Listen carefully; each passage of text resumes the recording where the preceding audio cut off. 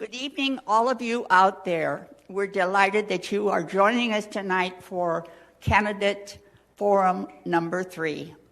I am going to make this short and sweet because you have sent so many questions in. We need to get those out there. But first, I want to thank the city staff for helping us to get this thing together. And I would be remiss if I didn't thank Danny Roman for being our timekeeper. And we are going to do the pledge, and then I'm going to immediately turn it over to our moderator, Miss Meza. So if you'll all stand, face the flag, hand over your heart. I pledge allegiance to the flag of the United States of America and to the republic for which it stands, one nation, under God, indivisible, with liberty and justice for all. Thank you.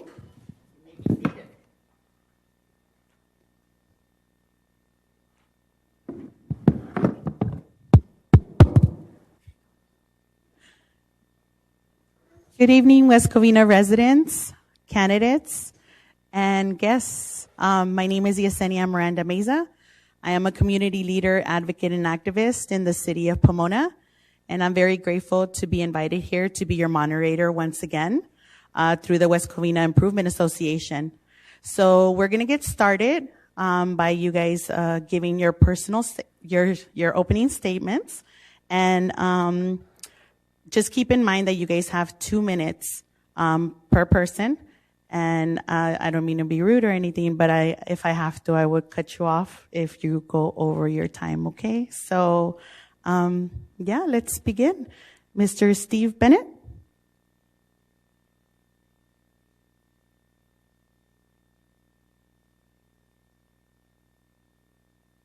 Sorry, didn't turn on the mic. Rookie. Thank you, Yesenia, and those watching at home, thank you for paying attention to the city politics. I'm Steve Bennett, and I'm hoping tonight I can show you my plan on why I believe I'm the next council member for the city of West Covina. First, though, I think it's obvious we need to thank the West Covina Improvement Association, the City of West Covina, for allowing us to do this. Tonight, we sit here in unique times, not just because of the pandemic, but because the City of West Covina is on the verge of financial bankruptcy. Those decisions have came from the City Council and our elected officials in our city, and because of their decisions over the years, we are struggling to pay our bills. Examples are city council members or candidates over the years who've said, I'm going to come in here and fix the problems, but when they get in elected office, they forget or do nothing. They try to impose new taxes, they try to increase fees, and basically make the taxpayers, us, foot those bills. Tonight, I ask you to pay attention to each candidate. Learn a little bit about us. Research us, find out who we are, what we've done in this community, a little bit of background on us, and find out basically if we're able to do this job. We're balancing a $66 million budget, and we need the right person in the job. We need real leadership in this city, and it's time we get it. Thank you. Ms. Rosario Diaz. Good evening, ladies and gentlemen. My name is Rosario Diaz. I've spent my entire adult life in public service with 23 years as a criminal investigator. I bring unique experience, insight, and skills to this race. Public safety, homelessness, and the budget, and quality of life issues are in the forefront of my mind. There is no magic wand that's going to save or solve the problems of the city. But I promise to take great care and forethought in making critical decisions for our city. I have a strong desire to be a part of the solution. I have committed myself to walking every street in the 3rd District before election. I've knocked on the doors of literally thousands of voters and had the pleasure of meeting who care about the future of West Covina as much as I do. They encourage me and they inspire me and I am humbled by their support. The number one issue of concern that they've expressed to me is the safety of our streets. Speeding cars, racing through dangerous intersections are disasters waiting to happen. Solar-powered stop signs are cost-effective and greatly enhance public safety and save lives. Another serious issue that concerns me is the West Covina Fire Department.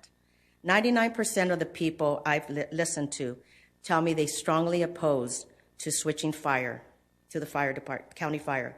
They asked, if they take away our fire department, how soon before they take away our police department too?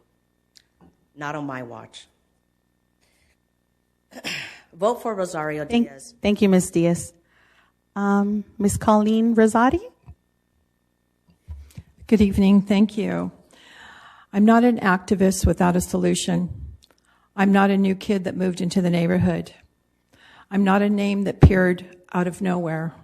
I'm Colleen Rosati, who has shown up for the last 4 decades to dig in and provide sweat equity to the city of West Covina. I've already proven to be a true leader in the community by being appointed and or elected to positions that, in my opinion, are the foundation to holding a city council seat. For the last 7 years, I have served as your elected city treasurer, bringing financial transparency along with oversight to the investment portfolio, creating a rainy day fund of $35 million in 2016 and earning approximately $2 million in interest over the last 4 years, while always keeping safety, liquidity, and yield at the forefront of any investment made on your behalf with your tax dollars. I'm currently a member of the Audit and Finance Committee and have been since 2016. I'm currently a bulldog and educator of special education at West Covina High School, which is in District 3. I'm a former planning commissioner approving projects that have enhanced and acquired revenue to the city. I'm a former art and public places commissioner approving over $2 million in art that has brought beauty and culture to our community. A former community service and senior commissioner assisted with group programs designed to enrich their required to enrich the quality of life. Former planning commission a former environmental waste commission assisting in the closing of BKK in early 2000. I'm a retired banker, vice president for 22 years. I'm a mom, a friend, a neighbor, a leader. I'm Colleen Rosati, your candidate of choice for District 3 for West Covina City Council. Thank you, Ms. Rosati. Ms. Jessica Schumacher? I get this.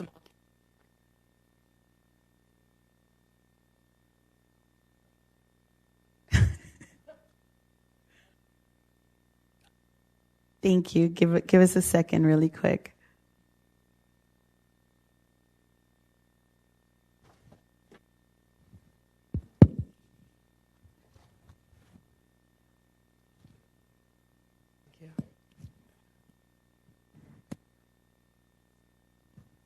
Okay, is this better? Yes, we can hear you now. Thank you. As you heard, I'm Jessica Schumacher. I'm currently the appointed council member on the city council.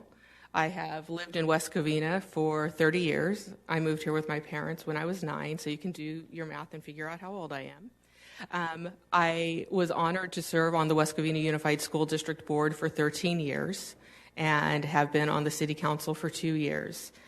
This election, I feel, is extremely important to our city. We have looming issues such as the question of whether or not our fire department will go to county. We have looming issues of budget concerns we already had, compounded by lost revenue through COVID with our businesses being closed.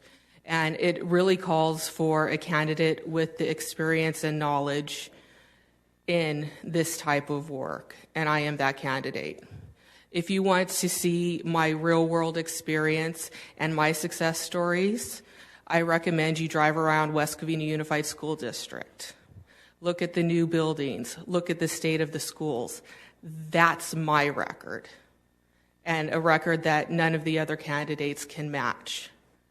So I humbly ask for your vote so that I can continue to work on bringing West Covina back to the West Covina that I grew up with and many of you remember.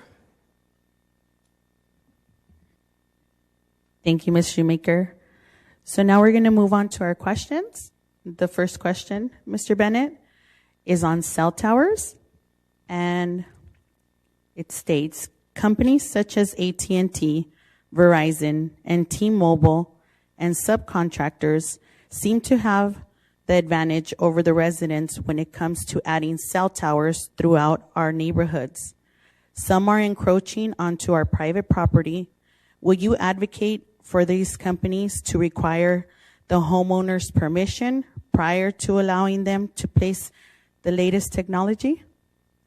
It's a great question. We've seen a lot of cell tower additions in the city, even some that have been placed on top of city light structures or street lights. And the state has really put a restriction on what we can and cannot approve or disapprove those cell towers. One of those is we can't do that based on public health. I agree. I think that we need more permission from residents in an area. I don't think a cell tower should be placed in someone's yard or in their backyard. I believe that the residents should have that say. It comes down to a little bit of how we handle that. The street light ones that were before the city council not long ago were ugly.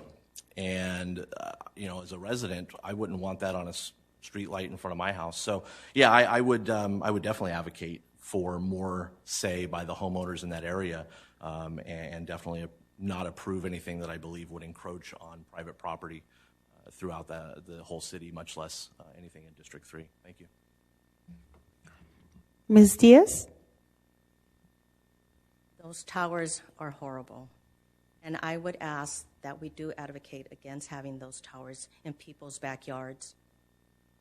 I would advocate that we maybe put them in malls or in public parking areas instead of in anyone's backyard. And I think that we should listen to the residents of West Covina to make sure that we don't put those there. And as far as a safety issue, we don't want that. Thank you. Thank you, Ms. Diaz. Mrs. Rosati? Thank you. As a planning commissioner, there were many times when cell towers came before us, and we had to make tough choices. But I believe we always put the residents' interest, health, and concerns before us. I will continue to do those as your city council member. I believe it's important to have the community say when cell towers are placed within our city. And I feel that while it's important that we have the cell towers, we have to be mindful for the safety and health and the well-being of the community. Thank you. Ms. Shoemaker? Okay, so this is where the experience on being a council member comes into effect. I could sit here and say to you, yes, we want residents' involvement. Yes, we want to put these rules in place, because all of that is true. But the simple fact is the federal government, not the state, has imposed rules. And the rules are you basically have no say. Thankfully, there was a court case recently that did say when it comes to aesthetics, we can say yes or no. But that is the limited scope of where city government can say anything. And the reason this happened to us is because there are lobbyists on the federal level for the telecommunications companies that are just more powerful than local governments. And when cities tried to push back and put into place rules and regulations, we got overruled by state and federal at that point. So I would advocate that cities somehow form coalition across the country to advocate on the federal level that these rules change. Mr. Bennett was correct when he said that we cannot take health into account. And that's unfortunate, but again, that should be something we advocate against. So as a council member, my duty is to follow the law. And so I understand the concerns. I have the same concerns. Don't want a cell tower in my yard either. And so I think it's going to take a coalition working together to overcome the issue. Thank you, Ms. Shoemaker. So now we're moving on to BKK and Ms. Diaz. What do you think should be done at BKK landfills? Left alone, mild development, or intensive development like a hotel? The health and safety of our residents is the most important thing.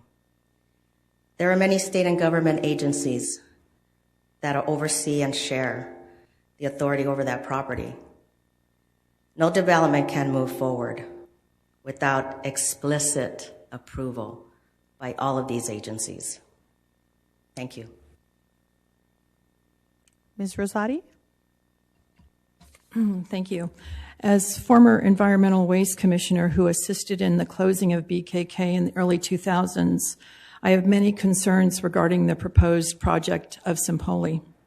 While this development and the land, I feel that there is a possibility that we need to address in reference to issues that are at the forefront and concerns of the residents, beginning with the health and safety of the West Covina community, the concern for wildlife who have made this area their home and habitat, the unknown toxicity levels and how far they may expand and have expanded over the years. While it has been said that these questions and concerns will be addressed by the developer, I personally don't believe that West Covina, with all due respect, is a destination location. I find it hard to believe that folks in Italy are planning their next vacation here in West Covina, especially to stay on top of a landfill. Therefore, I don't think a 430-room hotel will have 100% occupancy, which in turn defeats the purpose of bringing revenue and generating hotel bed tax dollars to West Covina.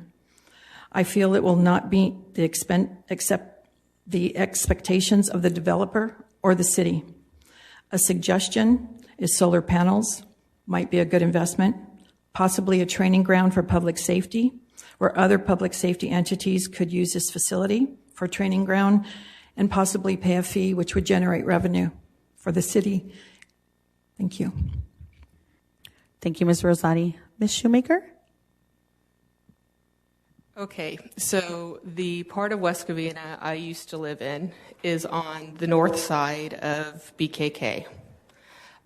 When my family moved here in 1990, we were told that BKK was going to close in 1991.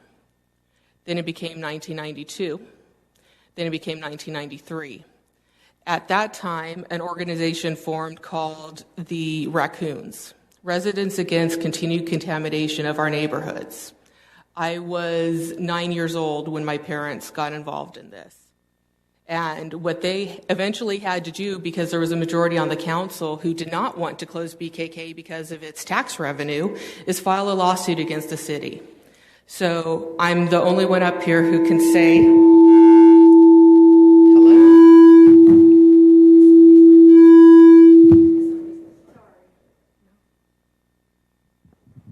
Yikes. Sorry about that, everybody.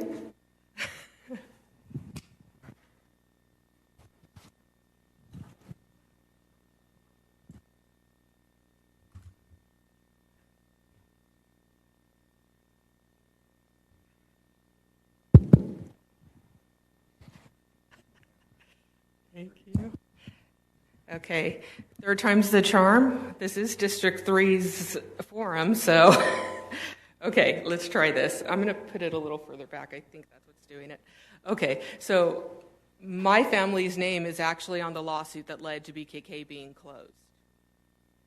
So I've always watched this issue closely, and my feeling is right now what the city is doing is selling land that was not part of the dump, that surrounded the dumping sites. And Singpoli is proposing to do this whole development. But as of right now, we've only agreed to sell the land, and I see it as an opportunity to have an agency, well, a company that can afford to do all the testing that needs to be done up there, because we have land that's sitting there. We don't know how much part of the Class 1 landfill and Class 3 landfill have contaminated the areas, how far it's spread. It's an opportunity to get the north side of the property tested. Who wouldn't want to know if more of our community is being contaminated? And so that is why I'm for the sale to Singpoli, to find out if we are in fact having, contamination in areas we don't know about. And so that we can force the agencies who are supposed to be monitoring it to actually. Thank you, Ms. Shoemaker. Thank you. Mr. Bennett? I'm opposed to any intensive development at the BKK site. We have a situation, everyone keeps referring to it as a landfill. It's a toxic waste dump. It's not a landfill. They dumped everything from arsenic and Agent Orange and mercury and everything into that ground. And that toxic waste site isn't even a lined toxic waste site. The landfill's not lined either. Any type of development, any type of disturbance to that property, to the land, whatever it may be, runs the risk of hurting residents. There's no way I would ever put residents' lives, their health, in jeopardy for money. That's really what it comes down to. They're trying to build up there. If the residents go out to the Heights, which is a shopping center where there's a Home Depot and a Target and a Big League Dreams, Home Depot has a methane monitor inside the lumber department. I don't know any hotel guest that's going to want to have a methane monitor in their hotel room or a banquet room or the check-in area of a hotel. I just don't see that happening. So I have a really hard time with understanding why there's any development going up there at all. I do agree that there is some possibilities of use of the land up there. There are some areas that I believe would be good, but I don't think relying on a third-party company that is in it for profit to find these tests and to pay for these tests is going to get the city responsible answers. We should be reaching out to the DTSC, the Department of Toxic Substances Control, the EPA. Those should be the ones that are providing the city the reports and the studies. The third-party for-profit company should not be funding that, because we cannot guarantee that those reports that they're going to give us are going to be accurate. So no, I oppose any intensive development at BKK, and anyone who lives around there should as well. Thank you very much. Thank you, Mr. Bennett. Ms. Rosati, we're going to move forward to our next question, and we're going to be talking about ban on campaign contributions. Public safety unions have evolved themselves into our elections, supporting candidates with monetary contributions as well as campaigning on local issues. Would you support a ban on campaigning and contributions in our election? Is this in reference to unions? I didn't hear the first part that you said. So it's public safety unions have involved themselves into our elections. Mm-hmm. Do you want me to continue?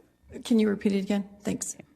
So public safety unions have involved themselves into our elections, supporting candidates with monetary contributions as well as campaigning on local issues. Would you support a ban on campaigning and contributions in our elections? Well, currently, I'm supported by the firefighters, who are union. Each member of the firefighters in West Covina are union. They supported me in the 2018 election when the city treasurer as an elected spot and the city clerk as an elected spot was up for argument to come and become appointed. The firefighters rallied around and felt that both of those positions were important to the community to stay as elected positions. If the firefighters, in my case, had not come and rallied around and helped get the word out to the residents that it was important after 95 years to retain those two spots as legal spots, I don't know if it would have passed. So this is the second time that the firefighters are endorsing me, and I'm very proud that they are. I think what people have to realize in my case is I have a different relationship than most. I've known them on a philanthropic base. They help with my foundation, West Covina Beautiful. Anytime and every time that we need help with an impact project to help residents to beautify their property, they're there on their own time without hesitation. As far as the campaign contributions to the campaign, sorry, that's always distracting. I stand that I don't see a problem with them endorsing and or helping candidates to get elected to get the message across. Thank you. Thank you, Ms. Rosati. Ms. Shoemaker? Can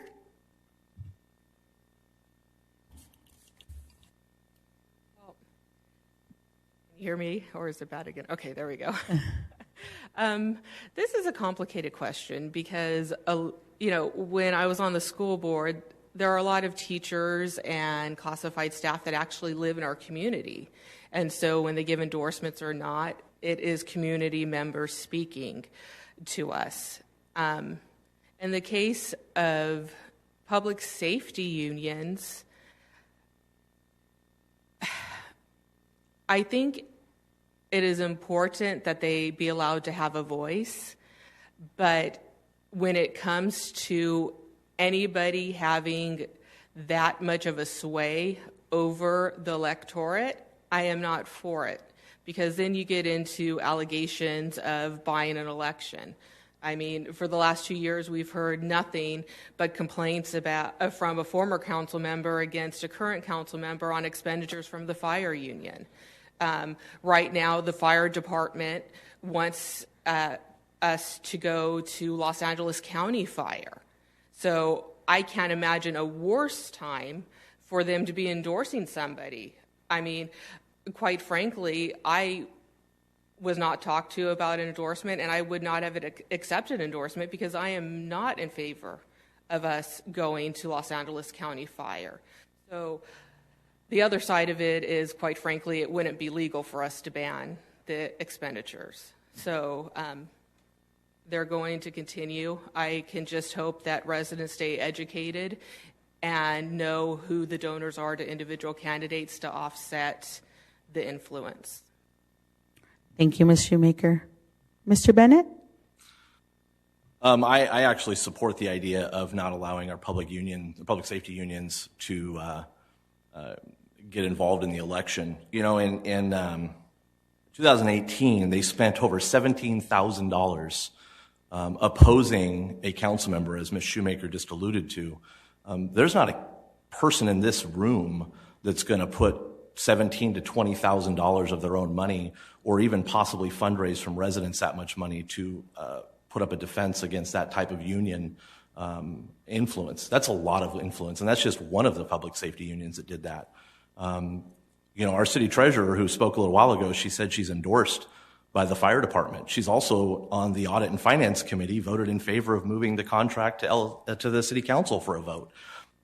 So there's a lot of concern about influence of having the public safety money involved. She talked about 2018, about city treasurer, and how without their involvement, we might have taken the city treasurer to an appointed position. I ran for city clerk, and they gave me no money to run for city clerk, and they also did not send out any mailers against going to an appointed position, and we're still an elected city clerk. So the influence to keep it an elected city treasurer, I think, is a little bit of a farce. I would be open to giving them a cap if the legality is we can't stop them from giving or being involved. Right now we have campaign contribution limits of $500 from any individual or business or PAC to a candidate. I would be willing to see a $500 limit on how much they can contribute in an election as an independent expenditure, but I definitely think the influence is very obvious, that they get the candidates they want to get the votes they want. I think that's without question. Thank you very much. Thank you, Mr. Bennett. Ms. Diaz? California law says they can contribute to these campaigns, so we have to abide the law. Do I like it? Of course not. I would maybe like it if they contribute to me or help me out, but they didn't. And but I can't put a ban on that. That's the law. If they're allowed to do it, they're allowed to do it. Thank you. Thank you, Ms. Diaz. Now moving to LA County Services. This question starts with you, Ms. Schumacher. And are you in favor of moving our fire department to the County of Los Angeles?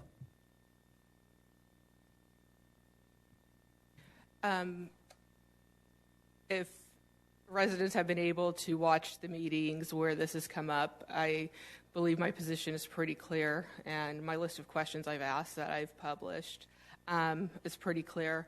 I think having our own police and fire department makes West Covina very unique and is a badge of honor. I am not in favor of moving to Los Angeles County. I do not believe we will get the same level of service we have here. And I know the fire department will say there are a lot of funding shortfalls and areas where we need to put money. And my response to that is, at least here, we have some control over that.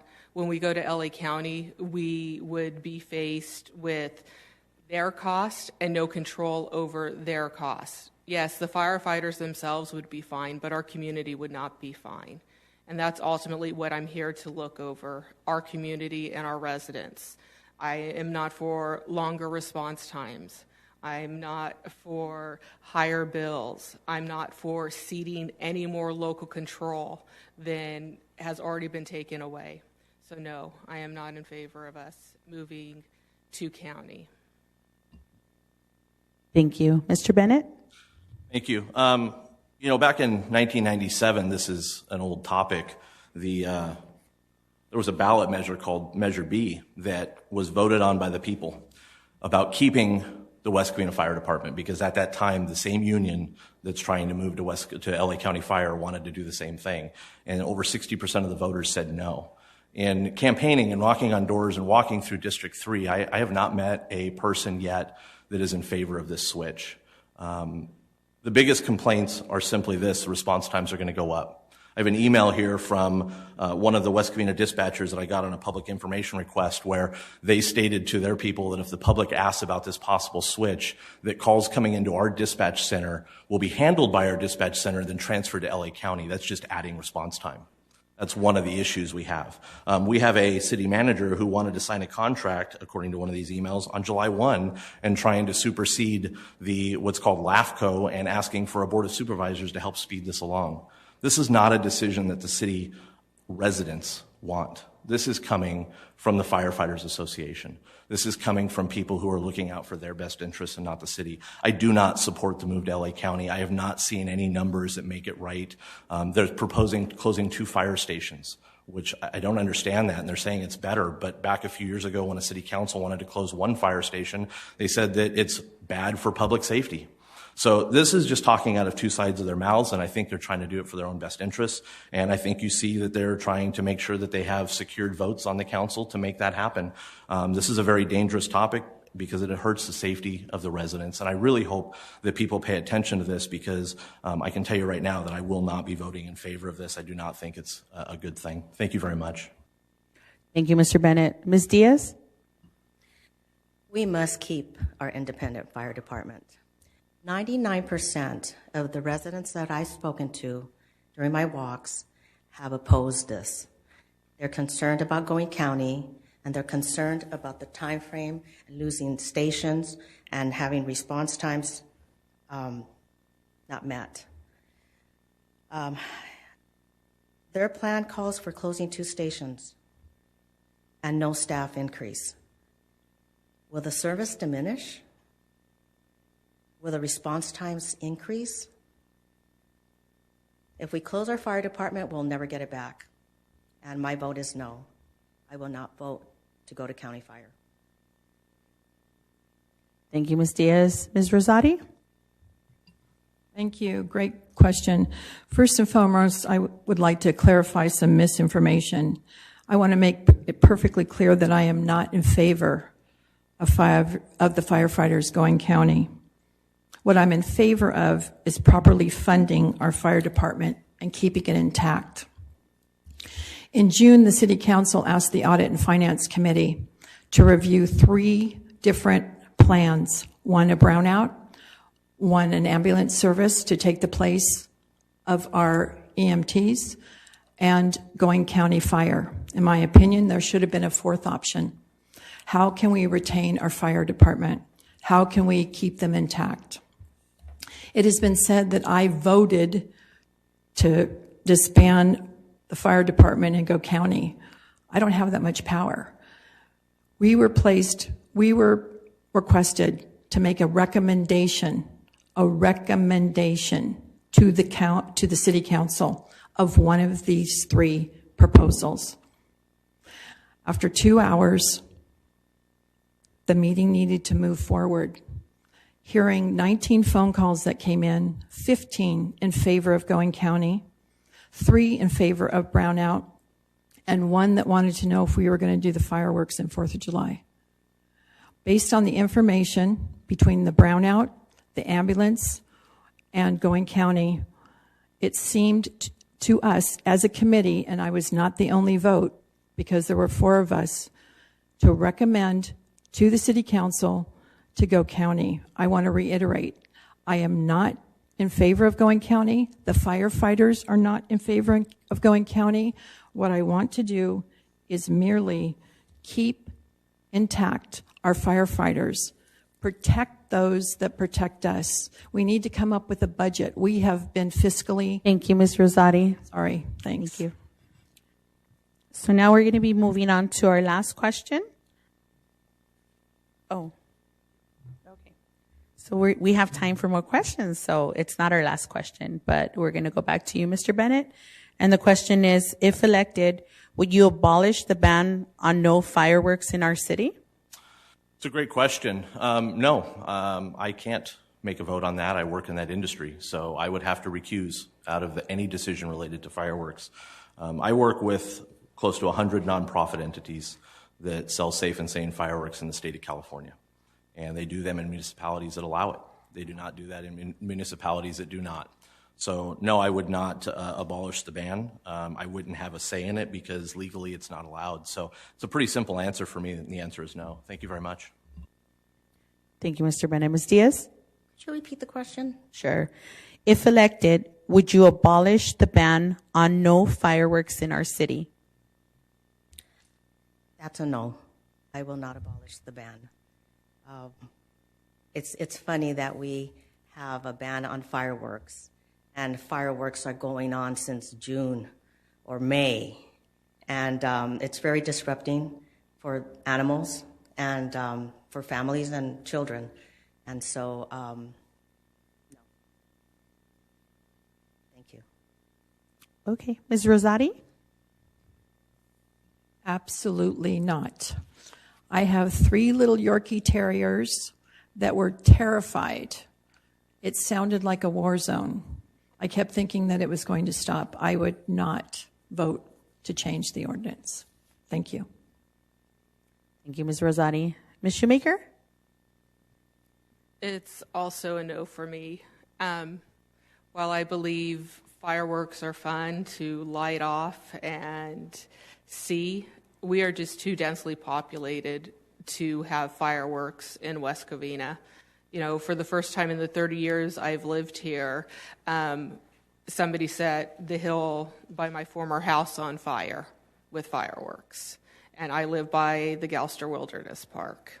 Of course, a month later there was another fire, but we'll move on from that. So no, I would not be in favor of removing it. I think part of the issue this year was because of the state saying you couldn't hold fireworks shows because of COVID-19. Everybody decided they were going to have an outlet somewhere. I know our council has passed ordinances to strengthen fees and fines for violators. Unfortunately, with our budget, you know, there's only so much you can do when you only have a finite amount of officers and they actually have to see the person lighting them off to be able to cite them. But it's an area that we continue to work on. Thank you, Ms. Shoemaker. So moving on to our next question, it's finances. Ms. Diaz, are you in favor of a parcel tax to pay for much needed city services? Why or why not?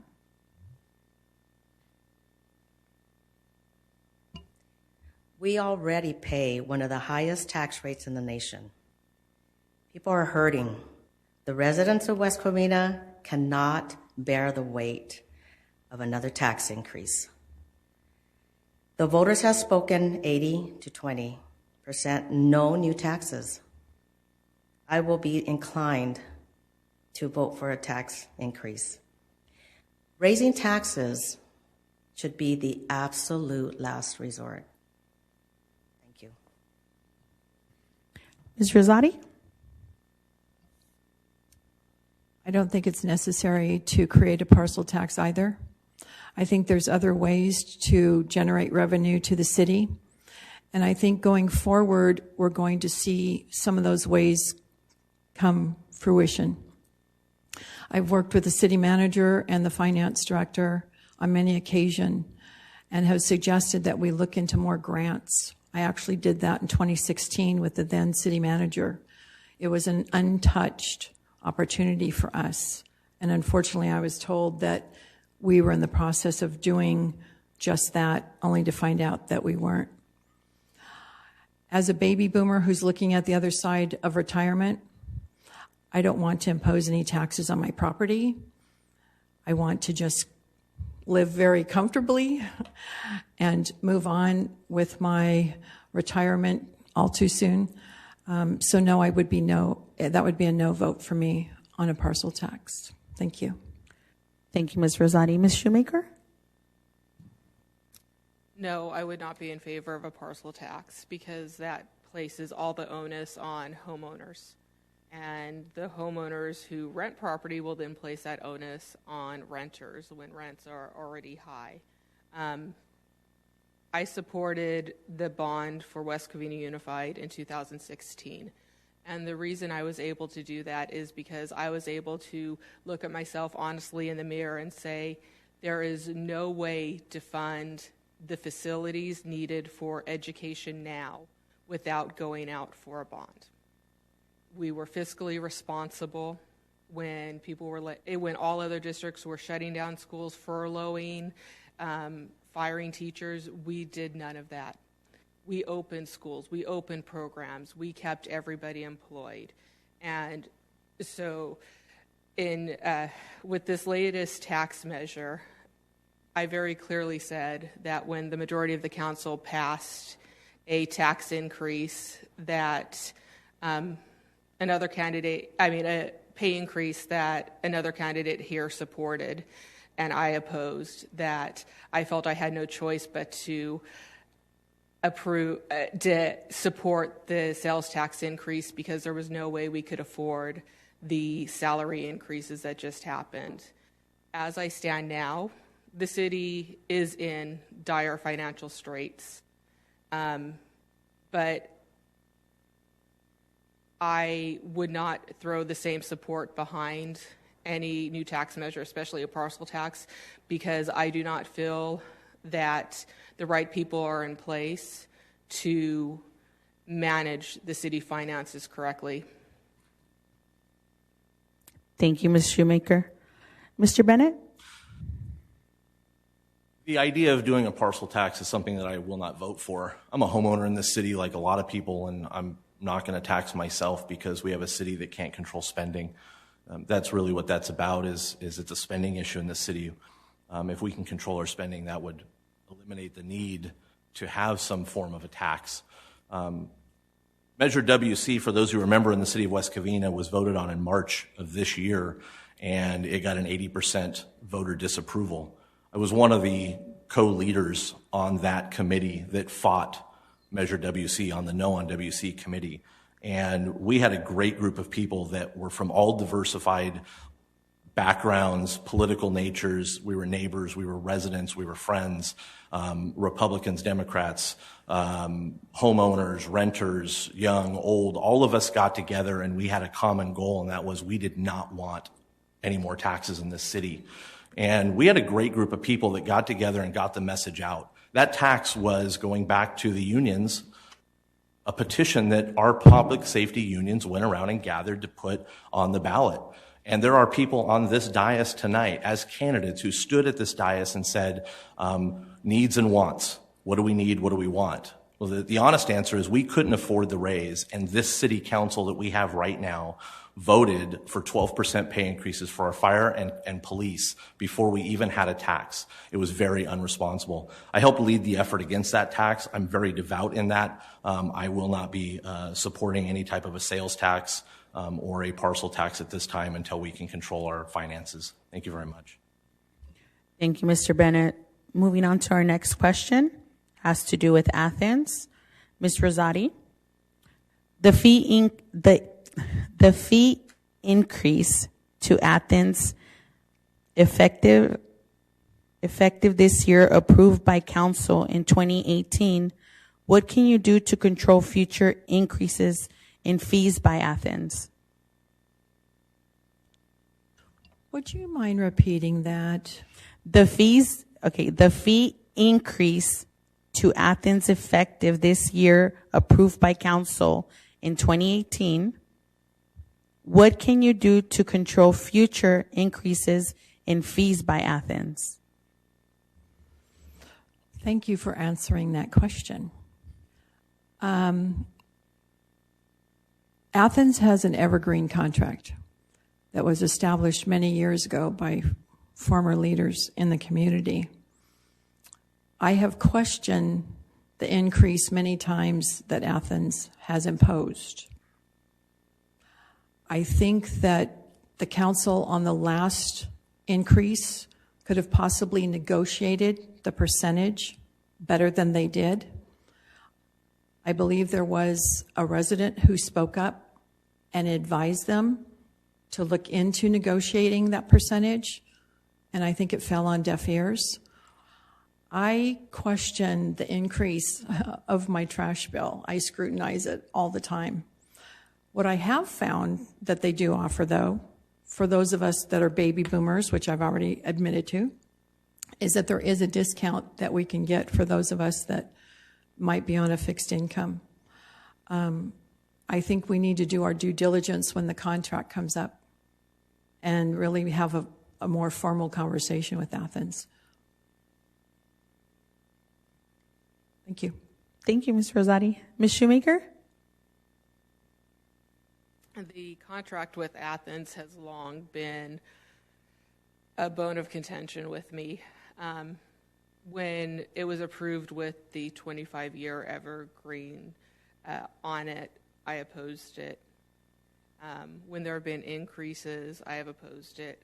When they negotiated a contract that allowed Athens to start dumping in San Bernardino instead of having to dump here in LA County, I was one of the people asking them, why are you not renegotiating the contract? Why are we going to be paying increases when their dump fees will be less by going out to San Bernardino, and you're helping them meet their quota that they have to meet with San Bernardino?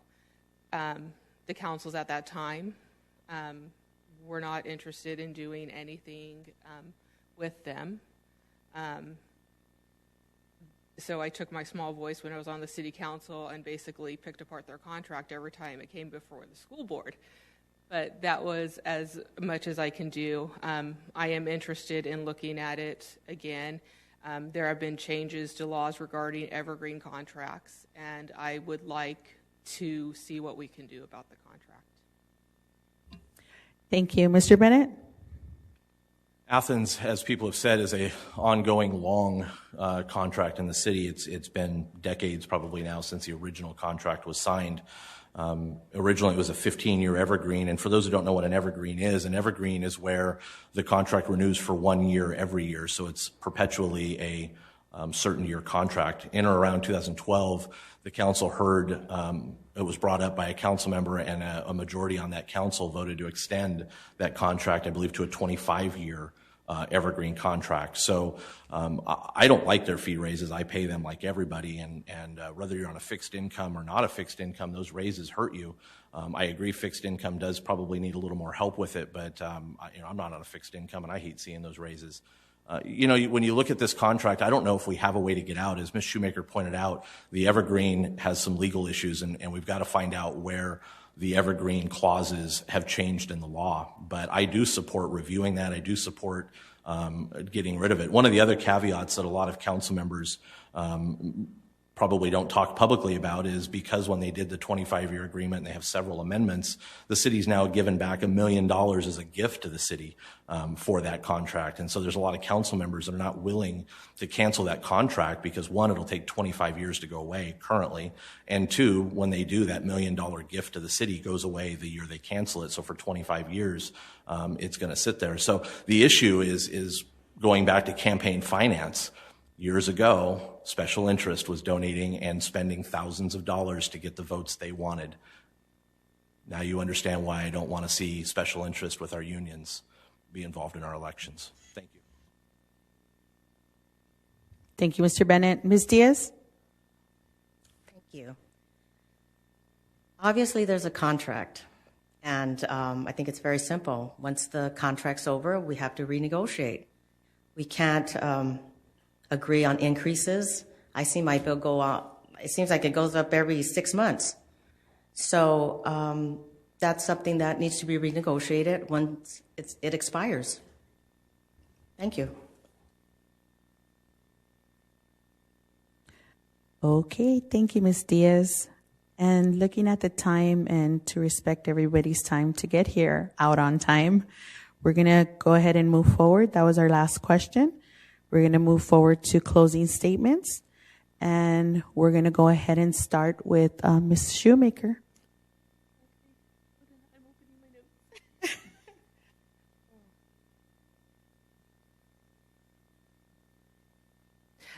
Thank you to the West Covina Improvement Association for putting on this forum. It really gives people the opportunity to hear from the candidates, and that's invaluable, especially during these times. As I have publicly stated, I'm not campaigning door to door this time. While I love to get out and talk to residents and everybody in the city, it's just not safe with the COVID-19 and with my mom currently battling leukemia. I'm one of her caregivers, and I just can't risk bringing something home to her. So thank you for giving this opportunity for people to hear from me. I would direct anyone to my website, my Facebook page. All of my contact information is on there. I will answer any question you have. I'll even set up Zoom meetings, whatever, FaceTime, whatever you need if you have additional questions for me. I just want to reiterate that I grew up here. I'm a product of West Covina. It has been an honor to serve on the West Covina School Board and the West Covina City Council. And I hope that my record speaks for itself. And when you look around the city, you see the tangible results. We improved West Covina Unified to one of the best in the state. And I am working to do the same to the city of West Covina. And we all remember the West Covina that was and how everybody knows West Covina. So please elect me to the seat so that I can continue to work towards building a better, brighter West Covina. Thank you so much, Ms. Schumacher. Ms. Rosario? Thank you. Abraham Lincoln once said, "I'm a success today because I had a friend who believed in me, and I didn't have the heart to let him down." Oftentimes, others see potential long before we see it in ourselves. I'm fortunate enough to have family and those friends who have believed in me over the last 20 years that I can be successful in local government. I'm not going to make promises or commitments that I can't keep.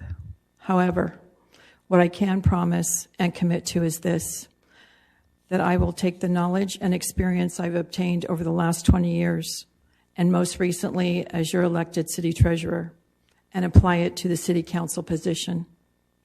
And I'll continue to bring financial transparency and work with city staff to look towards ways to bring new revenue without increasing taxes. I'll continue to reaffirm the importance of clean and safe parks by utilizing the organization in which I'm president of, West Covina Beautiful, the oldest nonprofit here in the city since 1948. I'll continue to collaborate with LA County Board of Supervisors and any entity that is willing to assist to mitigate homelessness here in West Covina and neighboring communities. I'll continue to fight to keep public safety intact. I'll continue to give direction and leadership to the importance of all city, all department, a strategic plan. And lastly, I'll continue to be that person that you believe in, who will do the best for the city and its residents, whether they're old or young, because I don't have the heart to let you down. When voting on November 3rd, I would be honored if you consider Colleen Rosati as your candidate of choice for District 3, because she makes perfect sense. Thank you. Thank you, Ms. Rosati. Ms. Diaz? Thank you. Being a candidate for West Covina City Council has been a pleasure and an eye-opening experience. Thank you to those of you who are watching online tonight. Please visit my Facebook page to learn more. I also want to thank the hundreds of people who have committed their support to my campaign and truly humbled by their confidence in me. West Covina needs fresh eyes, new ideas, better communication between constituents, city staff, and the City Council. I offer my values, experience, and commitment to keep West Covina moving in a positive direction. My pledge to the people of the 3rd District: I will fight to defend our police. I will fight against corruption at City Hall. I will fight to balance the city budget. And I will fight to save our fire department. Vote for Rosario Diaz to fight corruption and to save our fire department. Thank you. Thank you so much, Ms. Diaz. Mr. Bennett? I want to, again, thank everyone here involved in putting this on. It's a great opportunity for residents to learn about these candidates. And for years, numerous elections, I've watched these as a resident, because that's what I am. I'm a resident. I'm not a polished politician. I'm not someone who's had a career in politics. I'm not someone who came out of nowhere and we've never heard of before at any city council meeting or any type of volunteering in the city. I've been involved. I've volunteered. I'm a Little League president, past president for 3 years. I am a city commissioner because I was asked to get involved. I've been removed from the city commission because I speak out to the city council and tell them when I don't think they're doing something right, and I've been removed from the commission for voicing residents' concerns. I'm a resident. I'm a homeowner. I'm a father. I'm a husband. I'm your neighbor. I'm your friend. I'm up here because I'm tired of watching the city council ignore residents, silencing our voice, not reading our public comments, not listening to what we have to say. And my parents raised me with a simple thing: if you're not willing to be a part of the solution, then don't complain. I put my name on this ballot because I want to be a part of the solution. I understand enough about politics to be very effective in this position. And I ask the residents, do your research. Look into us. Look for who's been involved in the city, who's done what they say they've done, who's walked the walk. Because what you're going to find, not very many people up here can say that. Where do we stand? I humbly ask, please vote for me, Steve Bennett, in City Council District 3, but I want to represent everyone. And visit my website, voteforbennett.com, to learn more. And if you have any questions, please reach out, because I want to be your representative, the voice you don't have. Thank you. Well, that's the end of our forum. I want to thank all the candidates and the incumbent for coming out and participating in this forum. And have a good night to all the residents. Thank you so much. And yay, we did better than the presidential candidates.